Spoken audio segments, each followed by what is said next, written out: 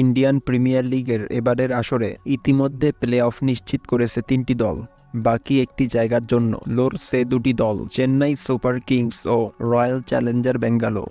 এই দুটি দল নিজেদের শেষ ম্যাচে মুখোমুখি হবে আজ 18ই মে বেঙ্গালুর চিন্নাস্বামী স্টেডিয়ামে স্বাগতিকদের বিপক্ষে মাঠে নামবে চেন্নাই। আজ চেন্নাইয়ের বিপক্ষে বেঙ্গালুর জয় পেলে গ্রুপ পর্ব শেষে 4 দলের পয়েন্ট হবে সমান। Lucknow super giants, Delhi capitals, Chennai ও বেঙ্গালুর পয়েন্ট হবে সমান 18 করে। 4টি দলের মধ্যে চেন্নাই ও বেঙ্গালুর নেট রান রেট বেশি, তাই ইতিমধ্যে লখনৌ ও দিল্লি 2 দল আসর থেকে ছিটকে গেছে। বাকি 2 দলের মধ্যে চেন্নাই সবার থেকে এগিয়ে, 1 ম্যাচ হাতে রেখেই তাদের রানের পাশে আছে 14 পয়েন্ট। তাই বেঙ্গালুরুকে হারাতে পারলেই কোনো হিসাব ছাড়াই প্লে অফের টিকিট পাবে ঋতুরাজ গাইকোয়াড়ের দল। কোনো কারণে যদি খেলা মাঠে না গড়ায় বা পরিত্যক্ত হয় তাহলেও প্লে অফ নিশ্চিত করবে চেন্নাই।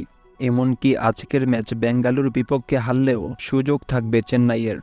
বেঙ্গালুরু আগে ব্যাটিং করে 200 রান করলে চেন্নাই 18 রানের চেয়ে কম রানের ব্যবধানে হারলেও প্লে অফে যাবে গাইকোয়াড়ের দল। আর চেন্নাই আগে ব্যাটিং করে যদি 200 রান করে তাহলে 18 ওভার 1 বলের মধ্যে সেই রান তাড়া করে জিততে হবে বেঙ্গালুরুকে। তা না পারলে কোহলিরা ম্যাচ জিতেও নেট রান রেটের ব্যবধানে প্লে অফে যাবে চেন্নাই।